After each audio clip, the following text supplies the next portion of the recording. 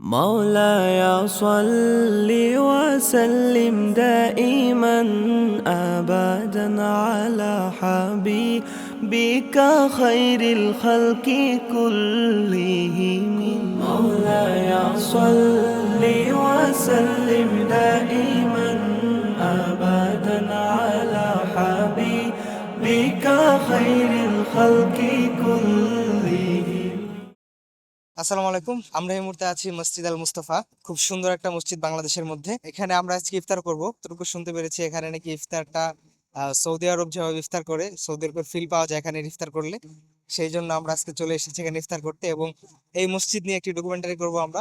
সেই জন্য আমরা আজকে চলে এসেছি এবং আপনাদেরকে দেখানোর চেষ্টা করবো এই মসজিদের পরিবেশ।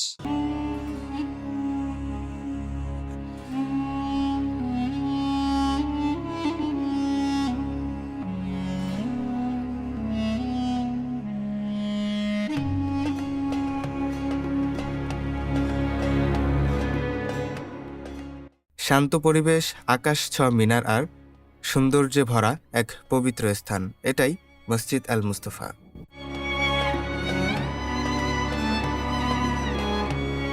মসজিদ আল মুস্তাফা এটি মুসল্লিদের জন্য শান্তি, একতা এবং ইবাদতের গুরুত্বপূর্ণ কেন্দ্র।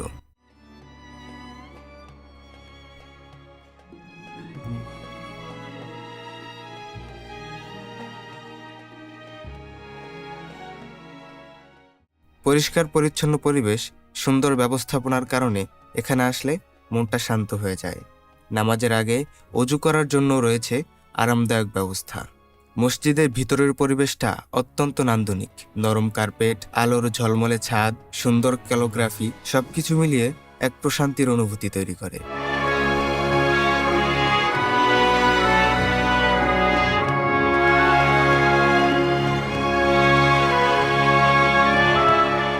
বিশেষ করে পবিত্র মাহে রমজানে এই মসজিদের পরিবেশটা আরও চমৎকার হয়ে ওঠে। এখানে প্রতিদিন মুসল্লিদের জন্য সুন্দর ইফতারের ব্যবস্থা করা হয়। অনেকেই এখানে বসে একসাথে খেজুর এবং পানির মাধ্যমে ইফতার করেন।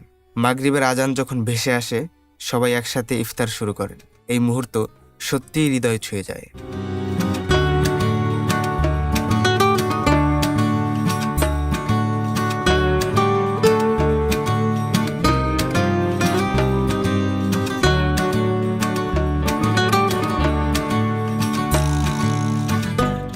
প্রতিদিন অসংখ্য মুসল্লি এখানে এসে জামাতের সহিত নামাজ আদায় করে। একসাথে দাঁড়িয়ে নামাজের এই দৃশ্য সত্যি হৃদয় প্রশান্তি তৈরি করে।